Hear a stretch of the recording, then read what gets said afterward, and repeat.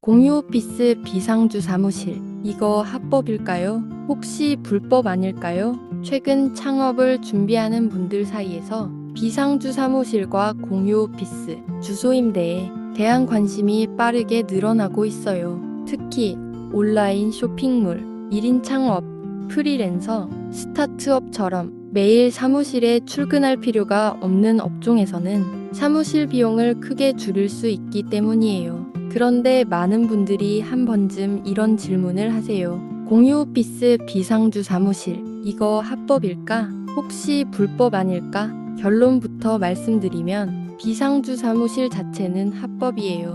다만 운영 방식에 따라 문제가 될 수 있는 경우도 분명히 존재해요. 그래서 오늘은 창업을 준비하는 분들이 꼭 알아야 할 비상주 사무실의 합법성과 실제 운영 형태 3가지를 쉽게 정리해 드릴게요. 먼저 많은 분들이 궁금해하는 질문. 비상주 사무실은 합법일까요?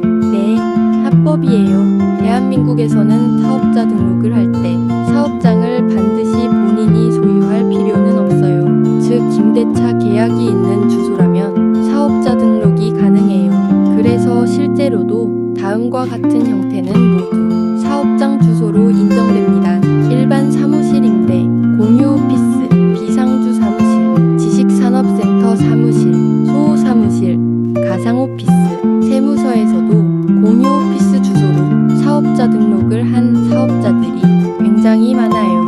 하지만 여기서 중요한 기준이 하나 있어요. 실제 사업장으로 인정될 수 있는 운영 구조인가?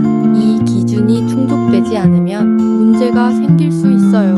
세무서에서는 사업장 주소를 단순히 서류만 보고 판단하지 않아요. 필요하면 사업장 실사도 진행해요. 저희 플랜비 오피스도 2026년에만 10회 이상 세무서와 여러 기관에서 실태조사를 다녀가셨어요. 이때 보통 이런 것들을 확인해요. 실제 사용 가능한 공간이 있는지, 사업자들이 이용할 수 있는 환경이 있는지, 우편물 수령과 관리가 가능한지, 사업장이 정상적으로 운영되고 있는지, 즉 단순히 주소만 빌려주는 형태는 문제가 될 수 있어요. 그래서 비상주 사무실도 운영 형태에 따라 안정성이 크게 달라져요. 비상주 사무실은 보통 3가지 형태로 나눌 수 있어요. 첫 번째, 주소만 임대하는 형태예요. 사업자가 실제 공간을 사용하지 않고 사업자 등록 주소만 빌리는 구조예요. 가격은 매우 저렴하지만 안정성은 가장 낮은 형태예요. 예를 들면 우편 관리 없음, 실제 이용 공간 없음, 운영 관리 없음, 이런 경우죠. 특히 요즘은 문 앞에 작은 현판 하나만 붙어있는 유령 사업장 형태를 세무서에서도 많이 점검하고 있어요. 그래서 이런 형태는 가능하면 선택하지 않는 것이 좋아요. 두 번째는 비상주 사무실형 공유 오피스예요.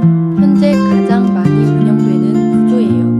이 형태는 실제로 공유 오피스 공간을 운영하면서 사업자 주소를 제공하는 방식이에요. 보통 이런 서비스가 포함되어 있어요. 사업자 등록 주소 제공, 우편물 수령 및 보관, 필요할 때 회의실 이용, 실제 사용 가능한 업무 공간, 즉 단순한 주소 임대가 아니라 실제 사무 공간을 운영하는 구조예요. 그래서 세무서에서도 비교적 안정적으로 인정되는 경우가 많아요. 온라인 쇼핑몰, 프리랜서, 마케팅 회사, 컨설팅 회사, 외부 작업이 많은 업종, 예를 들어 에어컨 설치, 입주 청소 같은 업종에도 잘 맞는 형태예요. 세 번째는 상주형 공유 오피스예요.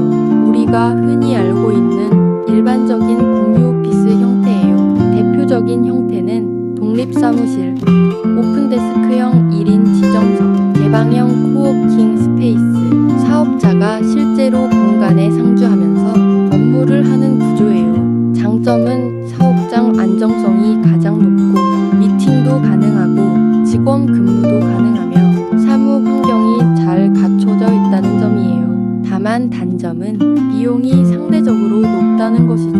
그래서 많은 창업자들이 비상주 사무실, 상주 사무실 이렇게 단계적으로 이동하는 경우가 많아요. 비상주 사무실을 선택할 때는 가격만 보면 안 되겠죠. 다음 항목은 꼭 확인해 보세요.